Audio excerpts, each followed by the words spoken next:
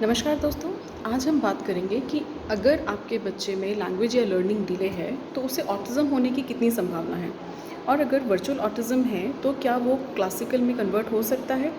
इन दोनों सवालों के जवाब हम आज यहाँ डिस्कस करते हैं। पहली चीज़, आपको ऐसे क्यों लगता है कि लैंग्वेज एंड लर्निंग डिले होना इज़ इन ट्रेंड। कोविड के बाद सभी बच्चों के साथ ये प्रॉब्लम आने लगी है, और अगर आपके बच्चे को लैंग्वेज या लर्निंग डिले है तो इट्स ओके। वक्त के साथ वो सीख जाएगा।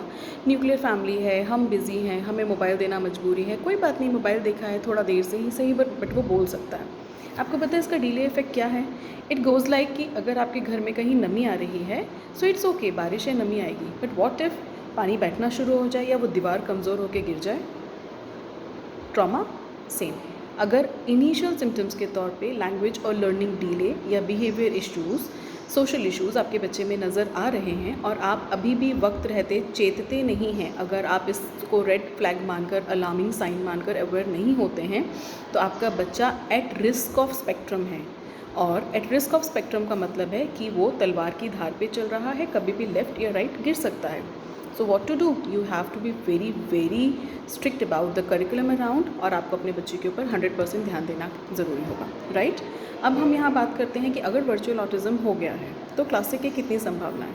100%, बिकॉज वर्चुअल ऑटिज़म सेज कि it is autism like symptoms. अभी आपका बच्चा ऑटिज़म के जैसे सिम्टम्स शो कर रहा है, ऑटिज़म होने की संभावना है। पर आपको पता है ना, अगर कोई आदत बनती है, हम रोज़ कोई प्रैक्टिस करते हैं तो वो हमारी हैबिट बन जाती है। अगर आपका बच्चा 5 ईयर्स तक इन बिहेवियर्स, इन इश्यूज़ के साथ रहेगा तो डेफिनेटली ही is going to turn into classic autism. और रिजल्ट्स मेरे सामने हैं। पिछले 3 सालों से मैं इस टॉपिक के ऊपर बहुत ज़्यादा स्टडी कर रही हूँ। जितने बच्चों से मैंने बात की उसमें सक्सेस रेट बहुत अच्छा है, but at the same times parents को लगा कि स्क्रीन के कारण है, कोई बात नहीं, स्क्रीन बंद करने से बच्चा ठीक हो जाएगा, ध्यान नहीं दिया, बच्चे को उसके कंफर्ट जोन, बिहेवियर इशूज से बाहर लाने की कोशिश नहीं की, एंड नाउ बच्चे क्लासिक ऑटिज़म की अर्ज पर आ चुके हैं, right. So you have to be very very clear about what you are doing and how you have to handle your child, कि वो ठीक हो। 5-5.5 साल तक की उम्र तक आपको अपने बच्चे को इन सारी इश्यूज़ से बाहर लाना पड़ेगा, सारी इश्यूज़ को सॉल्व करके natural and normal learning support करना पड़ेगा, अदरवाइज़ नो चांस। फिर पछताने के सिवा कुछ हाथ में नहीं रहेगा।